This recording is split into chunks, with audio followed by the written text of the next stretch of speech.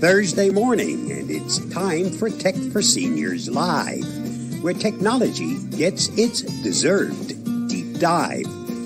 This isn't happening via Zoom, so we can't see who's joining the show. So please sign in to the chat box below as we gather around the screen, both far and wide, with curiosity as our ever-trusty guide. We'll navigate the digital seas, a knowledgeable crew, exploring all the tech tips, both old and new. No need for cameras, no need for dress. Just bring your questions and we'll address. From gadgets to apps and all the tech lore, we're here to help, to teach, and much more. So type away in the chat. Don't be shy. Our tech-savvy hosts are here to reply. It's Thursday morning. Let the tech talk flow at the Tech for Seniors Live, the best tech show.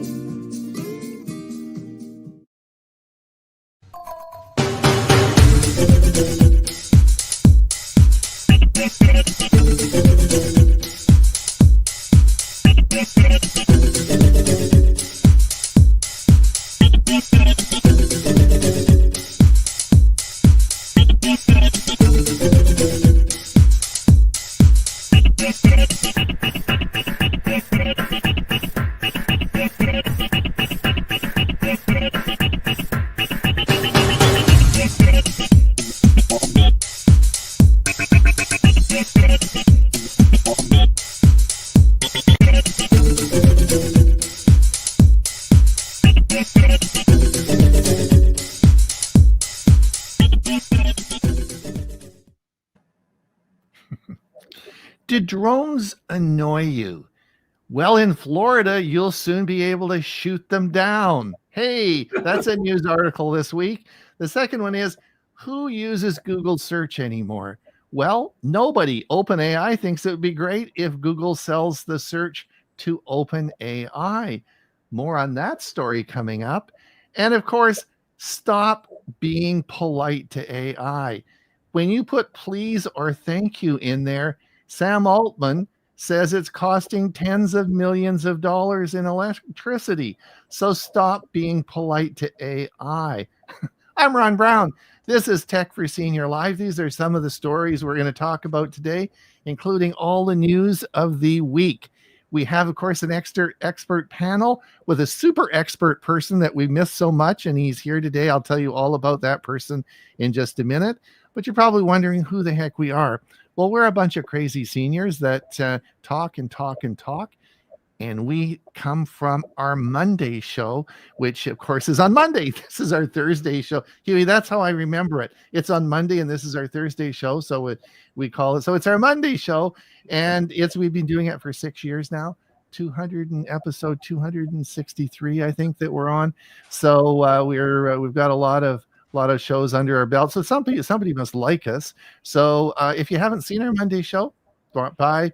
But it is a Zoom meeting, although we broadcast it out to YouTube.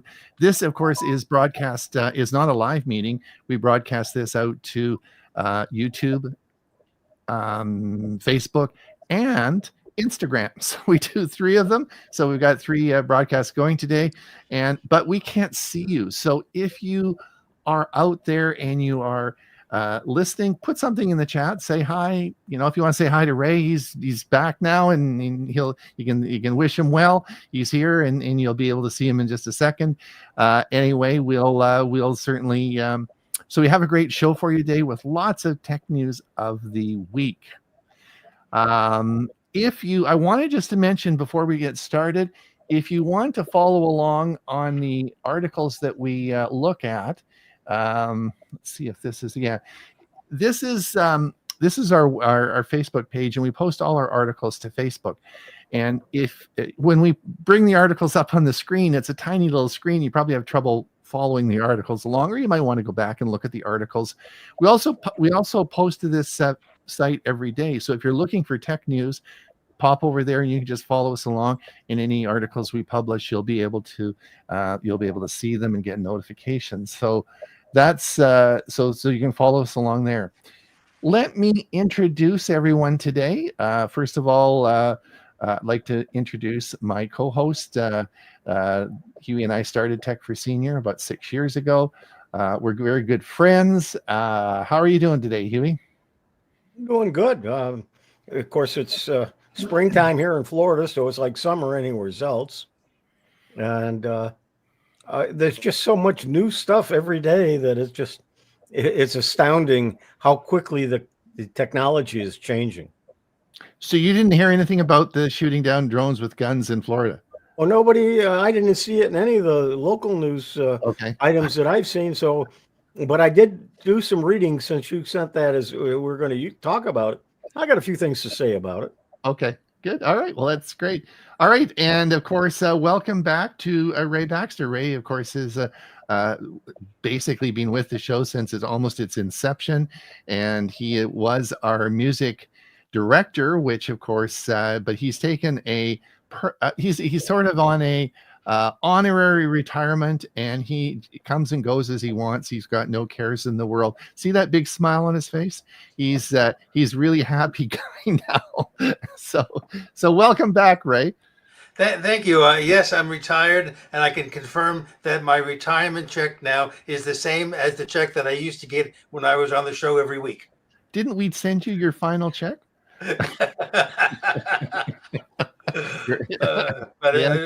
Welcome back, Ray. Hopefully things are going well for you. And of course, we have Mike Leaman from Moncton, New Brunswick. Oh, Ray is from Pine, Arizona. And of course, we have Mike Leaman from Moncton, New Brunswick, who is our new musical director. He's doing a bang up job. Ray gave him a big thumbs up today and said, Ray, Mike, you're doing a great job. So thank you for doing that. And he is, I guess you've done about a month now of the job. You're happy with the job. How do you like your pay? Are we doing enough for you? It's double what I was getting before. So I can't do all that. Yeah. Well, we'll probably give you a raise pretty soon. We'll maybe double his salary. What do you think, Hewie? As long as you double mine too. 2 times 0 is still 0, right? Still 0. Yep. You guys are great at math. All right.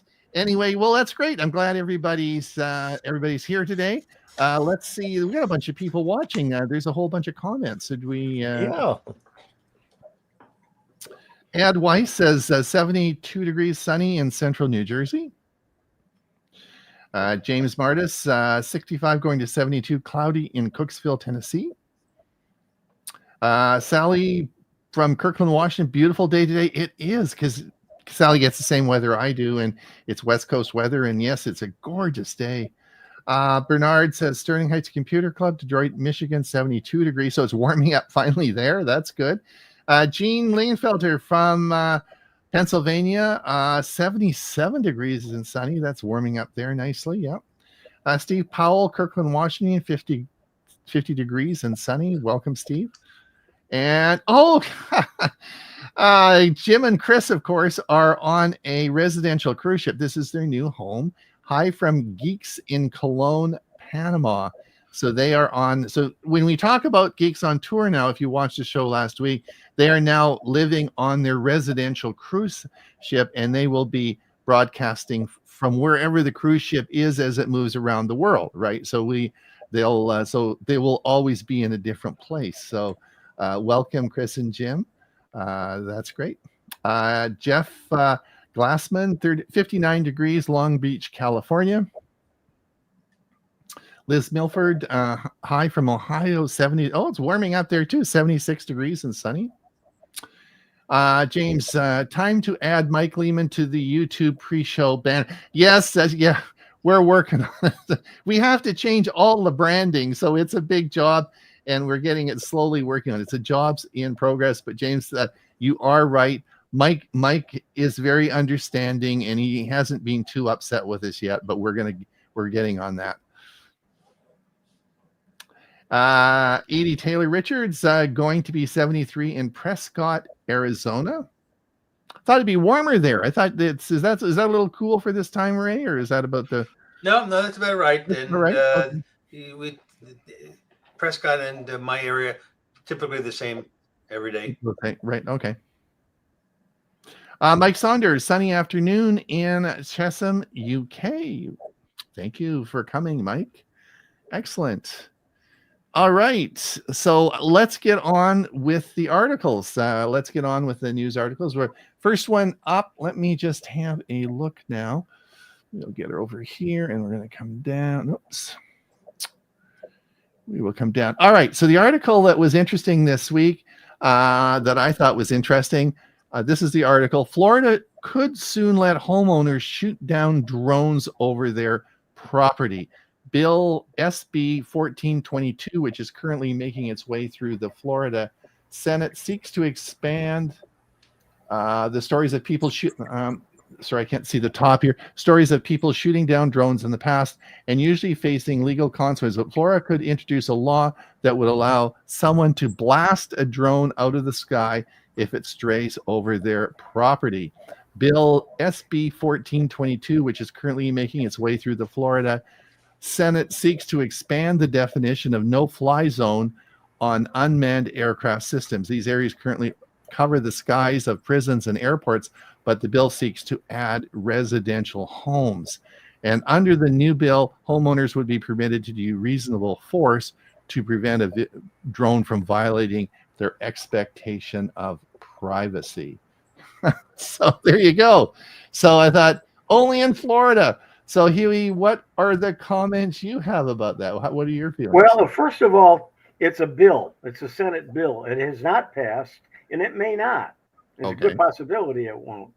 The other thing, it's illegal to shoot a gun off in a residential area unless you're threatened of your life. So for somebody to shoot it down, even though it may be legal to shoot it down, it may not be legal to shoot the gun. So it's a good possibility it's not going anywhere. But it's interesting that they're even bringing it up. Well, the few things, and I said I was talking about this earlier, was that when I moved to Arizona about 10 years ago, when I was there, I remember New Year's Eve, there was a case where I listened outside my house and there was pop, pop, pop, pop, pop all over the place, and it was guns being shot in the air. But unfortunately, a bullet came down and hit a 3-year-old girl in the head and killed her. So what goes up has to come down. And in a residential area, that could be lethal, right? Not only that happens quite often here in Florida, and that's one reason they've made it illegal to shoot off a gun. Yeah, and then it says it's got to be below 500 feet. Well, I bet if you took everyone out and said, you guess what 500 feet is, no one's going to guess what 500 feet is, right? So you're going to be, and what I didn't tell you about was a 72-year-old man that shot a drone down recently, and it was a Walmart drone delivering emergency medicine to his neighbor. And as the drone, it has insulin or whatever in it, and it was coming down. The guy shot it out of the sky because he thought it was some sort of weird alien thing or whatever. Anyway, so I mean, this to me seems like an awful bad idea. Ray, any thoughts?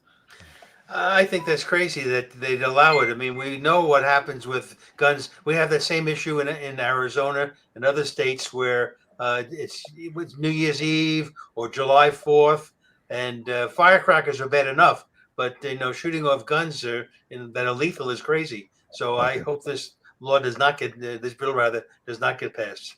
All right. And Mike Leaman, I don't think you probably have a lot of trouble with that out where you are. Not where we are, but I mean, the idea of shooting guns off, I mean, that happens. And you hear it. Where I live is sort of on the outskirts of town, and it's not uncommon to hear gunfire here. Oh, really? But I'm really not surprised that, what surprised me is it's Florida, not Texas, that we're hearing about this, the Wild West. But I'm kind of waiting to see it. I mean, like the other thing is, it's got to be a pretty good shot to take out those drones, unless they're a pretty good size. So it'll be interesting to see. I know in Canada, the regulations for flying drones, I think, are much more restrictive than they are in the U.S. And here you have to have them registered, and if they're over a certain size, you have to have a pilot's license to fly them, and so on. So it'll be interesting to see where it develops to, but not unexpected to see it coming for sure. All right. Now the next one was saying please and thanks to you, ChatGPT, costs millions of dollars, CEO says, and that of course was Sam Altman. Now, so when you were talking to AI and you say, please, can you draw a picture of such and such? There's no need to say please. And then after you say thank you and send it back and say thank you, you're being polite. But all that please and thank you has to be processed, right? And all that processing takes electricity and energy, and it's money that could be better spent.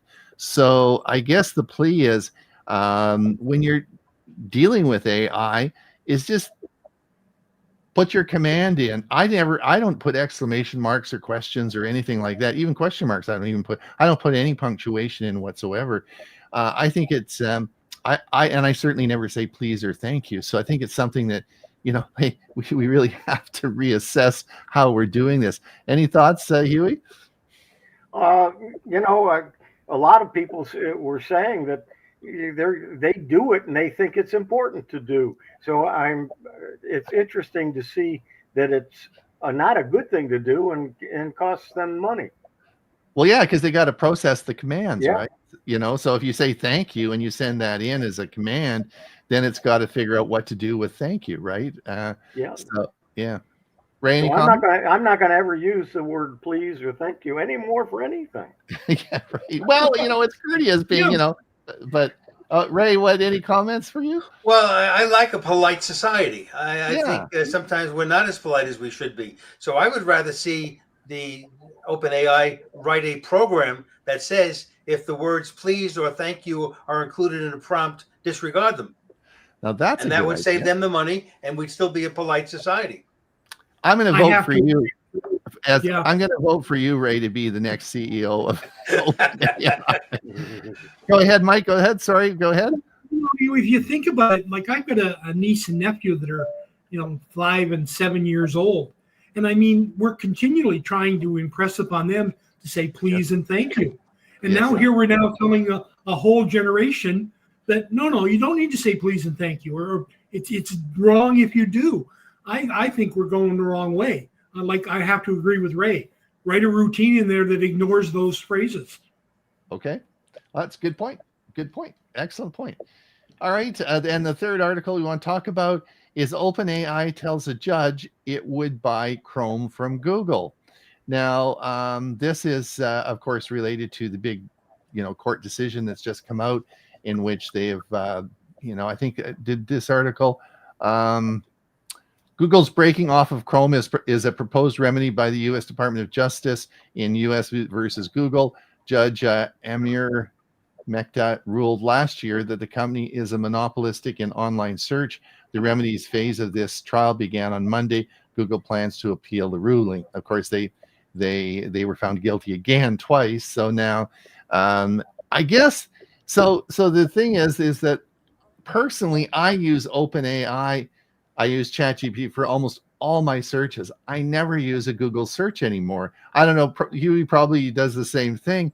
And so I guess when OpenAI says, let's buy Google search or Google, buy Google Chrome, then is that really a big deal? Because we're probably going to do that anyway. What's your thoughts, Hewie?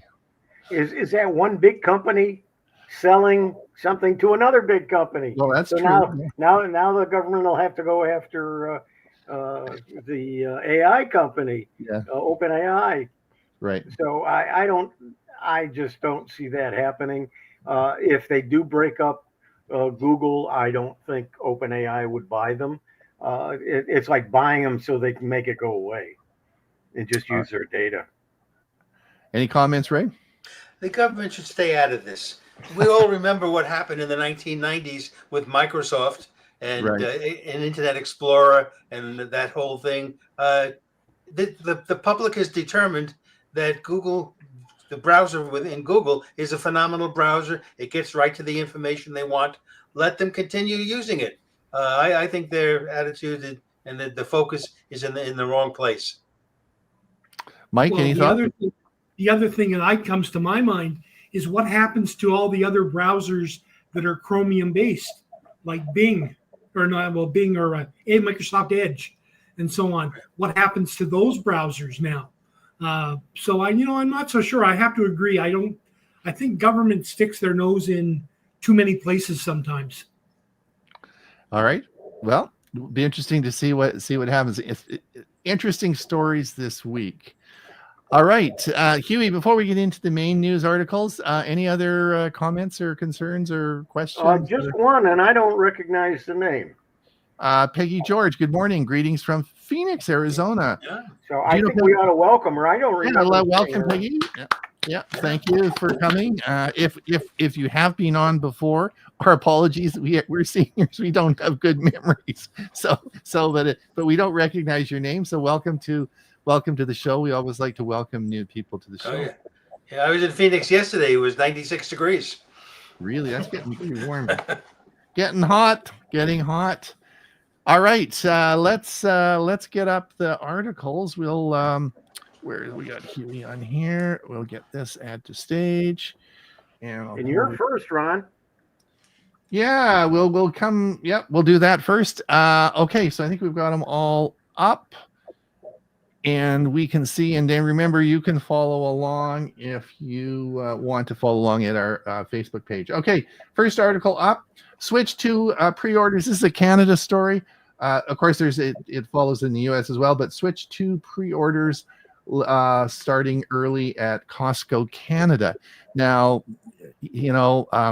this is for all the kids in the world.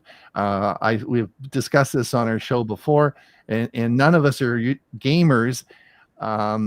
But every kid wants a Switch too, so it's a big deal. And so anyway, the pre-orders can be started at Costco Canada. I thought that was really interesting, and I can tell you that don't tell anybody, but my grandson may be getting a Switch too. So that's only so you can play with it. Oh, Hewie, stop that! You say we're not gamers. Does solitaire count? Yeah, right. I guess Bob published. Yep. You want to talk about that, Jimmy? Yep, 3 red flags to watch out for in the credential stuffing. That's a video. And I posted this. Pinterest will warn kids not to use its app during school hours. Now, if I remember correctly, when I was in school, if I saw a warning like that, would I pay attention to it? So I don't know if this is going to have any value or not, but there are a lot of schools that you've got to turn your phone in the morning and you get it back when you leave. You can't have it during school time. So. All of us survived school without having phones in our pockets. I think it can be done. I think a lot of the provinces in Canada now, a lot of they've outlawed phones in schools, so it is a big issue. And if you have a Samsung phone, they're resuming the upgrades to the One UI 7, which is the Android update. Finally, we're going to catch up with the rest of the world.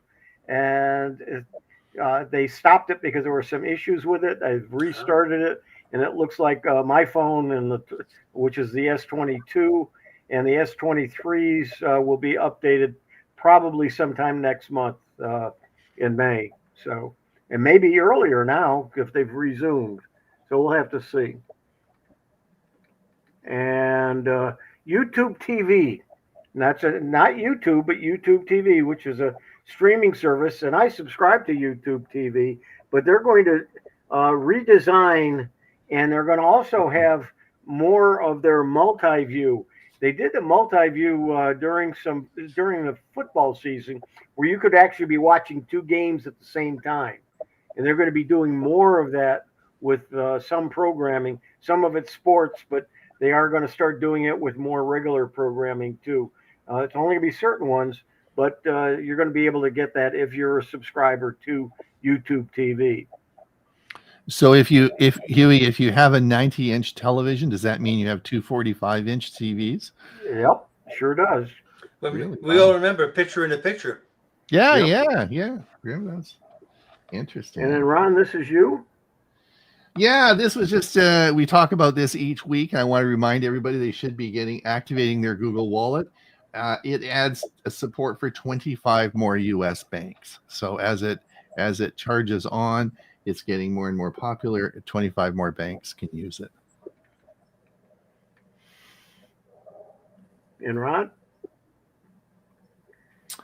This is an article about Google is testing a major UI overhaul for its Quick Share product. Now, for those of you who don't know, Apple has an AirDrop feature where you can just drop a file and it easily transfers to other devices. So if you had a Chromebook, then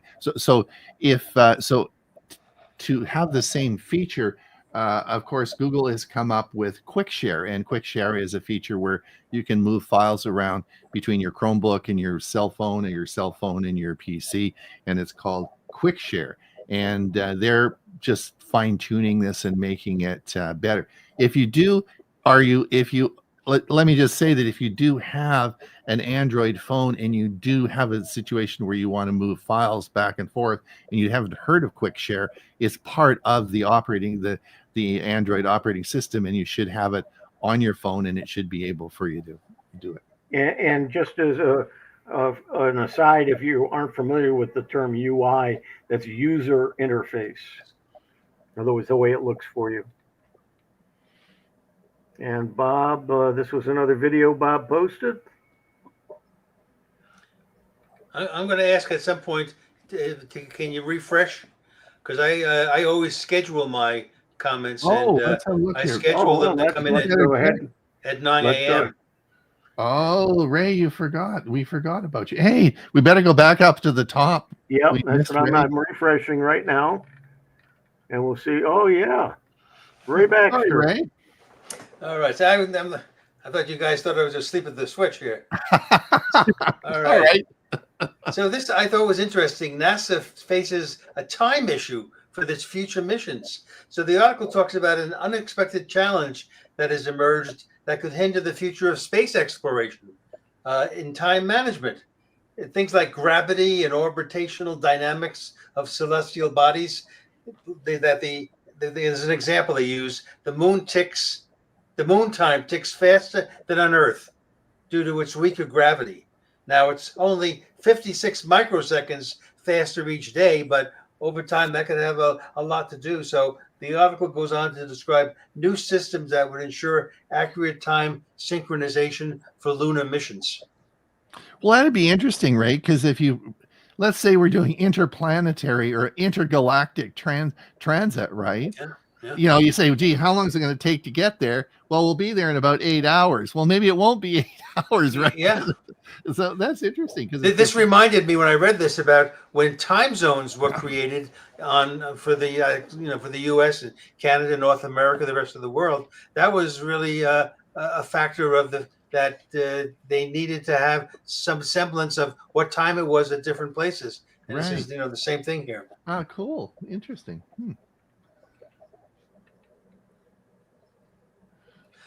All right, Microsoft Copilot has changed. So this is an article that talks about how the app has changed from its early days when it could be used as a tool to assist with coding and data management. And today it wants to appeal to the masses and be used as your AI friend instead of an AI tool.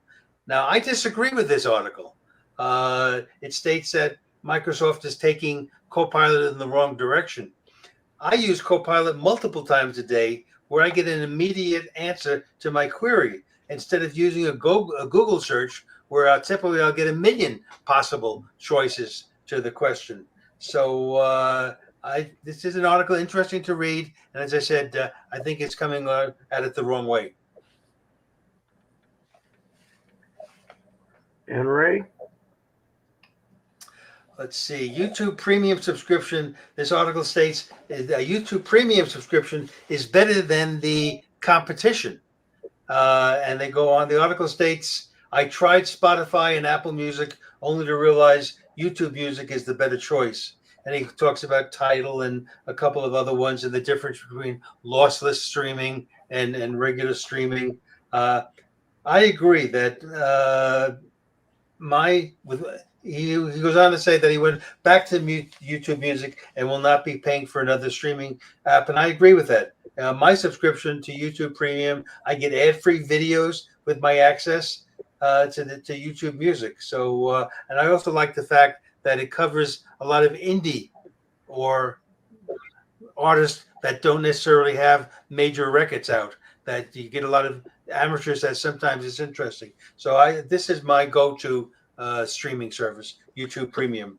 So Ray, I think that's an important point because a lot of people that have YouTube Premium don't appreciate that YouTube Music is included in that, right? And so that's a big feature that you need to understand that you're getting that as part of your package, right? Absolutely. And I use it all the time. So it's worth looking at. See, I use Spotify and a couple of the other ones, but I don't use them for music. I use them for podcasts. So it doesn't really matter, except I don't like the way the playlist works out and how to find the various podcasts is much more difficult than it would be if it was just music. Yeah. Ray, do you use YouTube Music in your car? I did for a while, but up here, believe it or not, there are a lot of dead spots in the mountains when driving. So I found that if I'll lose my internet connection, and therefore the streaming will stop. So I prefer to take the music that I really want to hear, and I have it on my phone, and my phone is always with me. Right. So whether I'm in the car, whether I'm out taking a hike, if I want to hear music, that's my go-to. Things that I know I like because I put them on my phone. That's what I listen to rather than replying. Where I use YouTube Music the most is for the music clubs that I belong to, where people will tell me, we meet once a month. People tell me what they want to hear. I create a YouTube Music playlist, start that off when we're meeting, having lunch in Phoenix as an example, and it just plays right through without me having to do anything else. This is another time just to mention, Ray, just to remind everybody that over the 6 years, Ray accumulated a lot of several hundred videos, YouTube videos that he played on all the shows. And we used to call it Ray's Music Playlist. And you could just take that playlist and you can play it. And it's got all Ray's great songs that he did over the years. And we have since he let us rebrand it. So it's now called Tech for Senior Music Playlist. And of course, Mike Leaman's adding to that now. So if you wanted to just play our playlist, which of course is published in our newsletter and everything, you can just listen to all those great songs, right, Ray? Absolutely. So that's good. Excellent. All right. Thanks.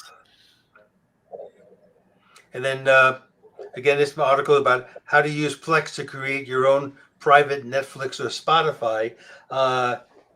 This past Saturday, recently, I was wearing my APCUG Speakers Bureau hat, and everybody, and I know, and Hewie and Ron are part of the Speakers Bureau, and I gave a presentation to the Philadelphia Area Computer Society on this very topic. That if you're like me and you've accumulated, whether it be DVDs or Blu-rays, in the case of movies, in the case of music, rather than going and paying a monthly fee to Spotify or other services, convert what you already invested money in, and then use that to for your music or for your movies. So if you're considering or thinking, is Plex the way I want to go? This is a good article to read. It explains in a lot of detail what's required, and then all your investment. You don't have to be paying a monthly fee. You have it available to you, set up on a server of your own. Okay, and I think now we're Yep. caught up with yours, so we got to go ahead and catch back up to where we were. I think it's Google extends 7A's right here. Ron, this is you. Yeah. This is just a note. If you have Google extends the Pixel 7A repair program for battery swelling issues. So there is a problem with the batteries of the Pixel 7As, and there is an extended warranty on that. I just wanted to remind everybody that if you do have a Pixel 7A, then if you have a problem with the battery, you may want to look at this from Google, because you can get the battery repaired under warranty. And if you're in a country that doesn't have a repair facility, they will give you a big credit on another phone. So that's the 7A repair. Ron, isn't the 7A the new one that just came out that you bought? No, that's the 9A. This is 9A. Okay. This is an older one. This would be about a 3 or 4 year old okay. Phone.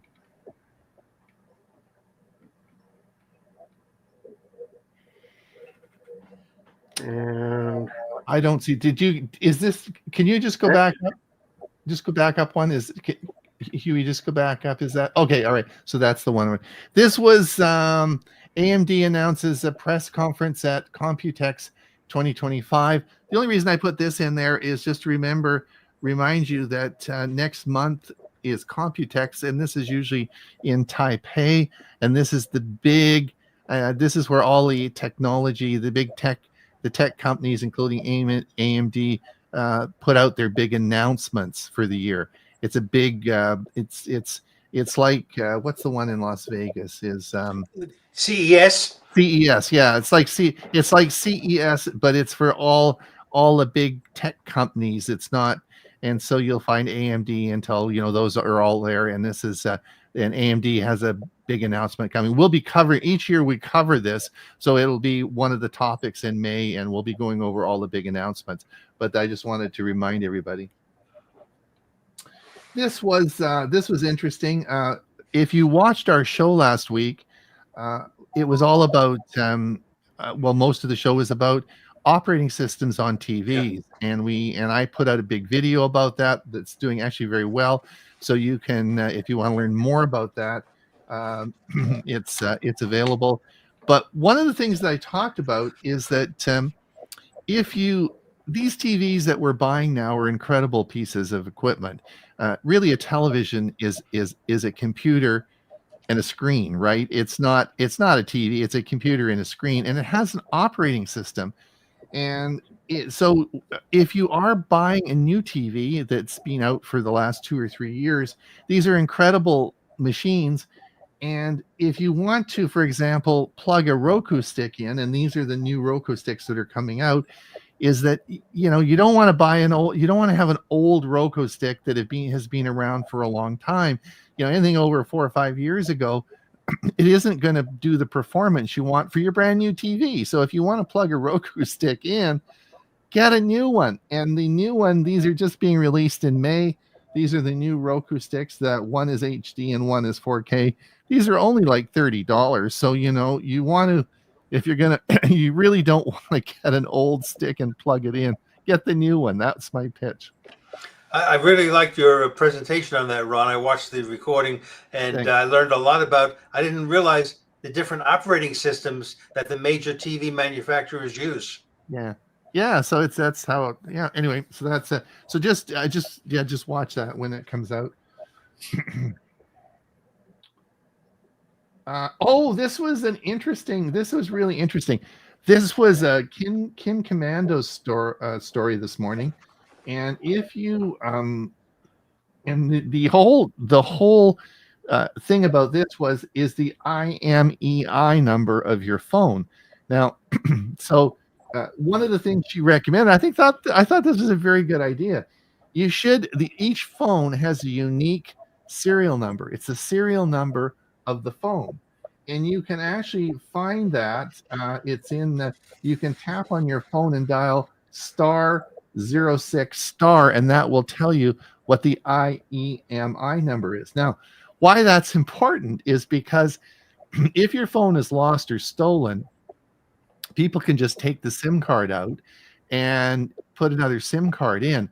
Now, yes, there are other ways in which it can be, you can kill the phone. We're talking about all Android phones, but they all have an IEMI number. All phones actually do. And so by reporting that to your cell phone service provider, it can kill that phone forever across the whole world, right? As long as it knows the serial number, it's gone and it will never be able to be activated again. But you need to know the IEMI number, and that's on your phone. And so she was saying that you should write it down. It is an important number to have, and so it's called the IMEI number, and it's on every phone. Good point.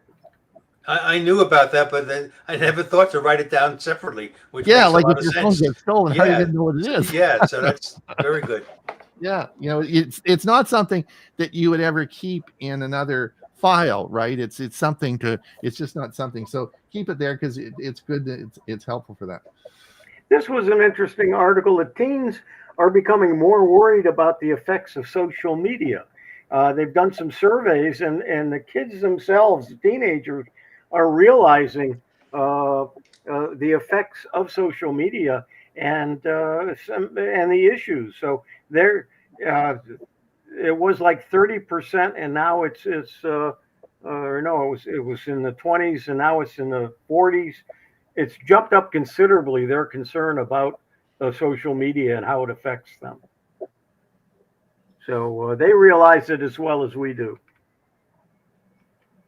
And I've reported on Starlink when it was first starting a lot, and also mentioned that the Project Kuiper, which is Amazon's answer to low Earth orbit satellites, and they've had a couple of test satellites, but other than that, they aren't in operation.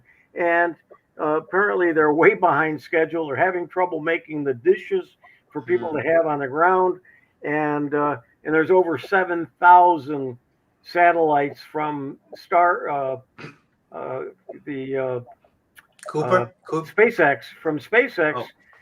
the Starlink.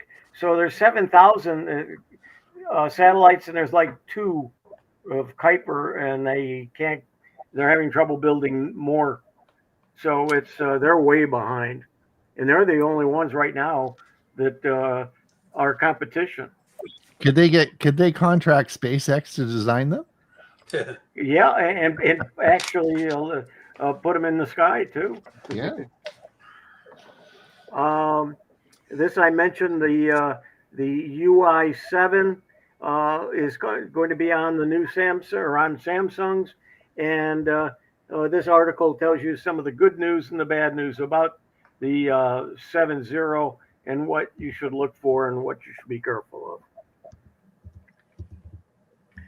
And if your iPhone is running slowly, they say once a week, power it off and then turn it back on.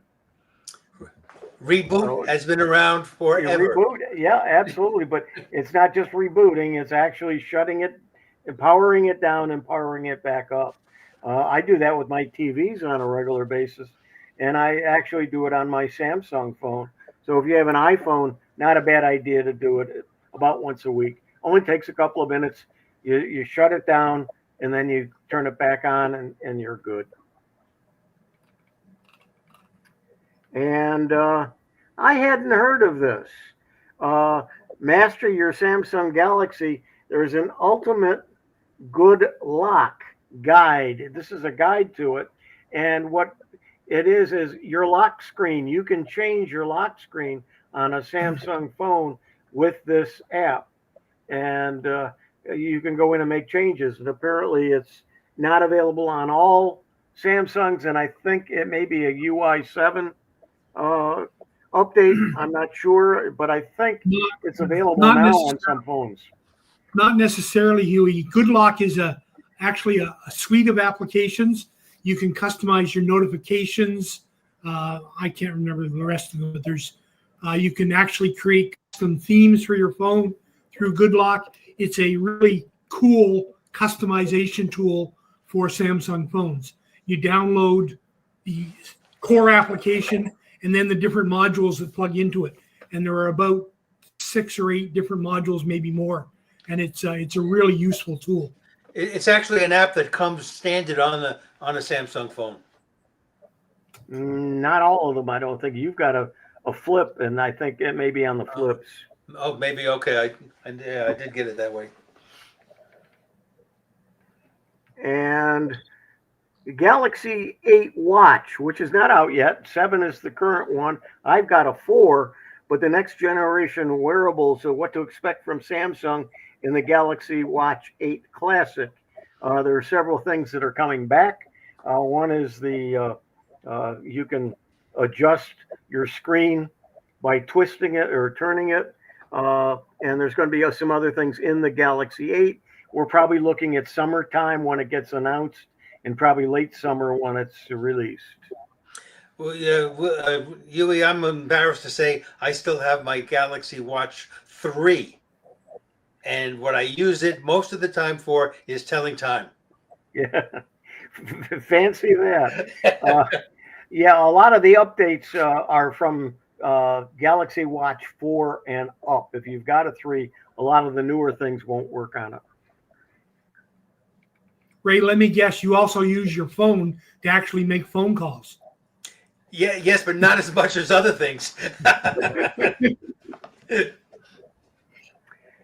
And Ron, we already talked about this. Yep, that's the article. And then Bob posted a joke. I just saw the doctor said I have to stop fast food. Well, if you just walked, how fast could it really have been? And Ron, this is you.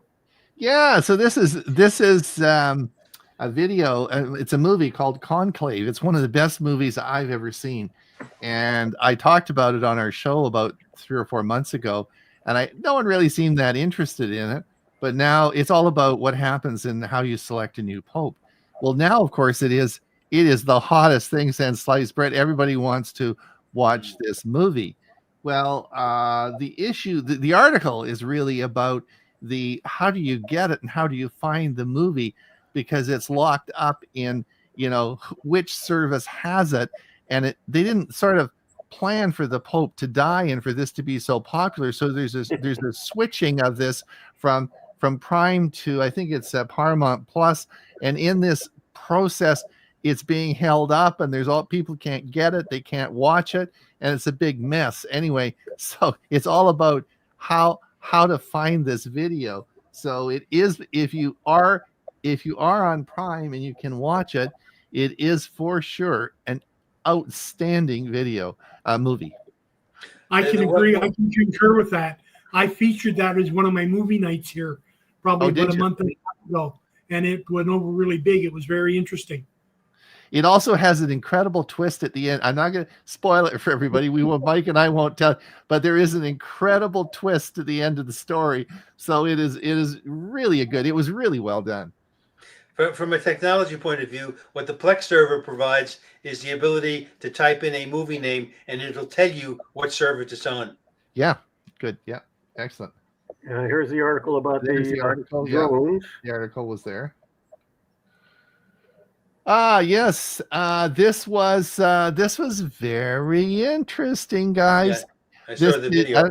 Did you see this one? This was the half marathon in Beijing, where, of course, they were runners, but they were competing against robots.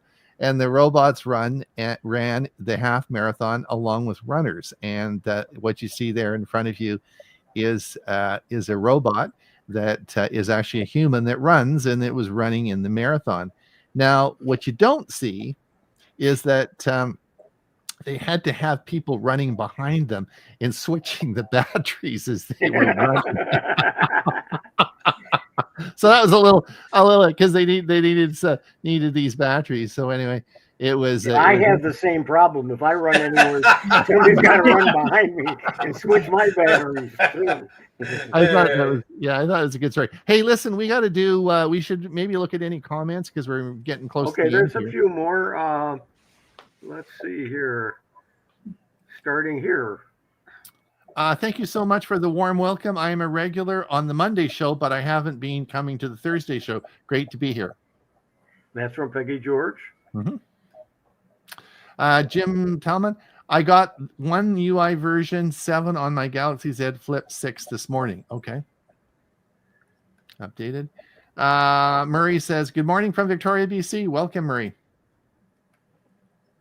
Steve Parker, they have now clocks for measuring time that are 1,000,000 billion times more accurate. They use strontium atoms instead of cesium. Wow. Okay. And people are still late. Clark says, Ray, that was a great talk on Plex you gave to the Philly group. Thanks. Thank you, Clark. I'm watching the broadcast via a Roku YouTube connection. There you go. Edie says, tried Kim's IMEI instructions on my sound again.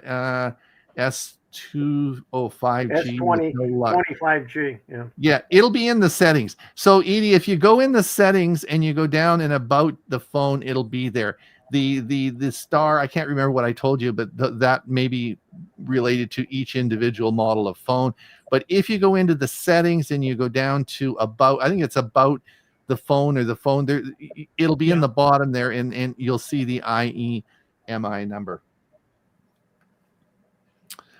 Is there a link for the slides? Lots of great resources here. Why don't you go ahead and I'll turn that off. Put the Facebook link up. All our articles are on our Facebook page, and it's www.facebook.com, and you just search or type in Tech for Senior, and you'll find our Facebook page. And this video will be posted later. Yes, well, as soon as we're finished, the video's online. It's as soon as we finish. This is being recorded, and as soon as I hit turn it off, it's immediately online, so you can get it there. Is there a link for the slides? Yeah, lots of great. Yeah, okay, yeah. We did that one. Deb Shannon says Monday show was great about operating systems on TVs and the residency ship. Great stuff. Yeah. Well, we just keep trying to get interesting stuff. Peggy George, I agree, Deb. There you go. And we're caught up. And we're all caught up. Okay, let's get back. We were getting close to the end here. We gotta. But anyway, wasn't that cool about the race? I thought a half marathon, and I thought I saw a video on TV where they actually were showing them running. Yeah. And there's that again. Yeah. This was from Bob. I guess it's another video. 3 red flags to spot a phishing scam before it hooks you. And that's the same one. Yeah. And then Ron, this is you. This is an interesting story. I don't necessarily agree with it. It's really how AI is taking over jobs, and in the future, AI is going to be, maybe one of your colleagues will be AI. And I guess some of the things that it isn't far off, because some of the tasks that AI can be doing now, repetitive tasks such as indexing things, filling in, stocking, like if you're stocking a warehouse, some of the things that it can do are certainly could replace people so far, but we're in the very early stages of this, so it's an interesting article. I mean, we could talk about it. And there's a lot of jobs being produced because of AI as well as eliminating some. Which has been that's been the history of technology changes over the eons. everybody on this show here, all of our speakers, we could never be replaced by AI. We're priceless, right? Don't be too sure of that.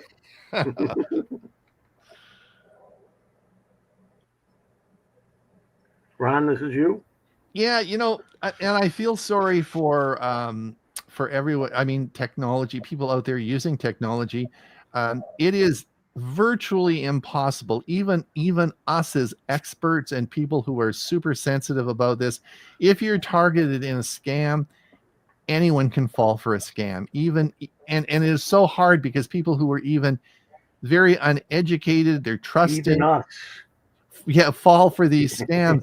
And the FBI said last year they raked in the United States $16.6 billion in scams. And we just had an article, I can't remember, I think it was a Canadian article, that someone bought an online vehicle and wired $60,000 for the vehicle to the company that they bought it from. And of course it was fake and they lost their money. I mean, it is every day and the reason this is never going to go away because it's very profitable. So we do our best and we try hard, but don't feel bad if you do get scammed because it happens to everybody. It's just so difficult with the new technology.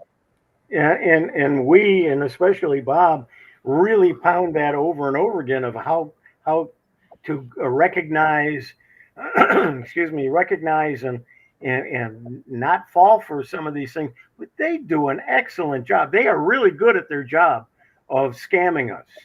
And so it's easy for us to fall for it just by clicking a link instead of going out and going to the company's website. We just click the link in the email and bingo, they got us. And you think scamming is something relatively new in the computer age. I can remember back in the 1960s and 70s when I was on the international banking, we would get cablegrams from Nigeria all the time. Right. And they were worded the same way they are today that show up on the internet about you have a relative, money's going to be coming to you, just do this and do that. So this is not anything new. Been around for a long time. This was interesting. This is the Washington Post will now let ChatGPT summarize its articles. So that's cool. I use article summary all the time so that I can find out quickly if I'm interested in the article or not. But this is now included in the Washington Post. Now, how it says that will now let, you mean they were restricting it before? This is built into it. So there will be a link within the article, Ray, where you click this and it'll summarize it. All right, but you could have before just went into ChatGPT, copied the article in, and asked it to summarize it. Okay. That's right. But this is built in,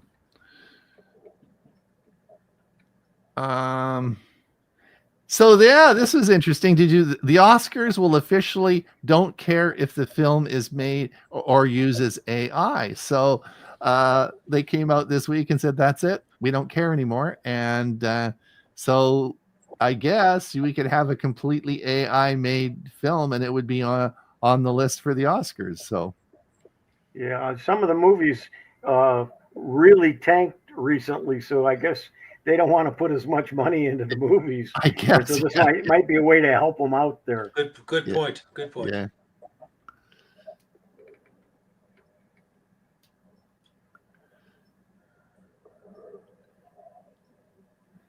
Is this mine? Yep. I think YouTube turns 20 this year, and it is on its track to be the biggest media company by revenue in the world. So it's pretty cool. I watch YouTube more than I watch YouTube TV.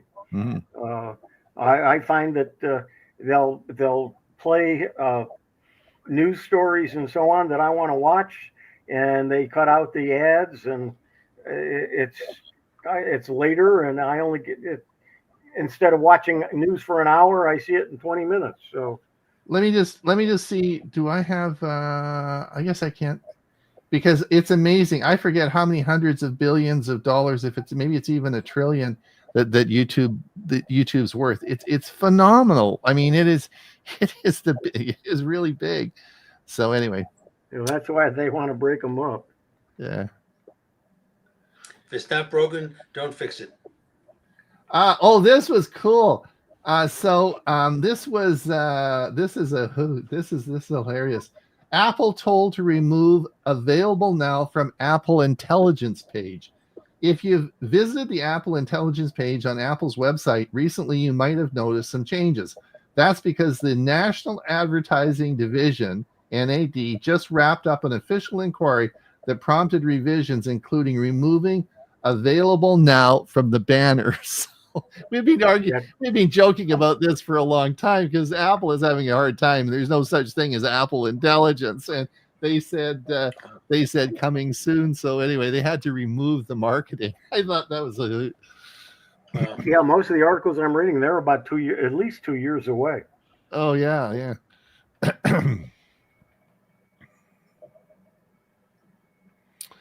Yeah, I saw this, and I have not looked at it.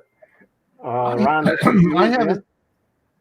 I haven't either. The only reason I put this up there is because Instagram launches its CapCut clone, and so it's clone. So it's one of the cool things about this, and here's why I wanted to post this. If you are wanting to edit some videos, these are very sophisticated programs, and they're free. So you might. We often get lots of questions. What's the best video editing program that you can use? But these programs, CapCut and Instagram's clone, are really very sophisticated with AI and a lot of really cool stuff that you can use, and they're free. So but just because they're associated with a social media platform, it doesn't mean that you can't use them for other things, right? Yeah, and I think CapCut is out of China, and that's the other good thing about edits is from Instagram, so it's not China based. Yeah. And Ron will probably have to end here, but there's a couple of final comments. But okay, why don't we end it here? This was an article about Intel's really downsizing, but we don't need to get into that. Let's look at the final. Let's look at the. Do we have any final? Let's see. Remove. There we go. Yeah, a couple here. Peggy said thank you for showing her where to find what we're talking about. Okay. James says, my Motorola phone has 2 IMEI numbers, as I can have 2. No. I don't think so. Jim, I'd be really surprised if that's true. You can put 2 SIMs in there, correct, but your phone would only have 1 IMEI. Like it's a serial number on your car. You might have 4 seats in your car, but you only have 1 serial number. If that is true, that's something I don't understand. Because your phone would only have 1 IMEI number. Jeff says you always have to stay diligent. It sounds too good to be true. Be careful. Stay safe. True. And the final comment. My iPhone has an IME 12 available SIM as well as physical SIM IMEI. But SIM numbers, 2 different numbers. So yeah, I don't get that, Steve, because your IMEI number is the phone. It has nothing to do with the SIM card. It's nothing at all. It is the serial number of the phone, and you only have 1 phone, so there's only 1 serial number. So it's not, and that's why it's important, because if someone steals your phone and somehow gets it unlocked, they can put a new SIM card in. But not if. Ron, I'm just looking at my Samsung phone here, and it has an IMEI number, and then it has an IMEI eSIM number, and they actually are sequential. So the physical phone has 1, and then 1 for if it had a SIM card, an electronic SIM card. So all right, okay. So but the one that you'd want would be the one, specifically the one, the physical one for the phone, because that's the one where they can shut it down. Yeah. Okay, thanks, Mike. Thanks a lot, Techie. There you go. We need some tech guys. So we want to thank. Our time is up. Actually, we're over time. We want to thank everyone for coming and listening. It's been wow. We've gone through a lot of stuff on the show. We will, of course, come and listen to us on Monday. We have a good time. Lots of people come, and it's a lot of fun. and it certainly will be back next week, same time, same place. And he has a public announcement to make about his AI. Let's talk AI tomorrow from 1 to 2 Eastern time.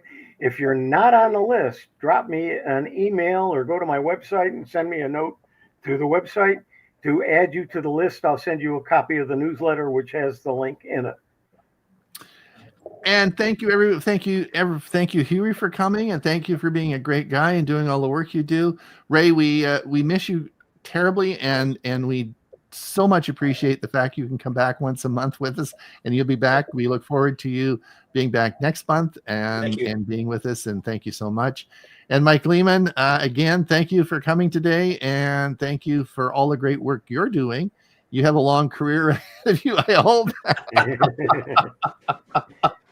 And we look forward to all your music and that you have for us.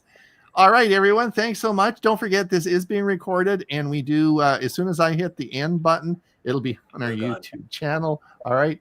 Oh, one thing before you know what I forgot? Darn it. Anyway, I forgot to mention this earlier. We just passed 12,000 subscribers today. And I was going to, we were waiting for 5 more, and I was going to have it on the show, and everybody was going to do a countdown, and we're seeing if we can get 5. And all of a sudden we got 5 subscribers and reached 12,000 before the show started. So well done, Tech for Senior. 12,000 subscribers. That's a big milestone. All right. Until we see you again. Bye now. Bye, everybody.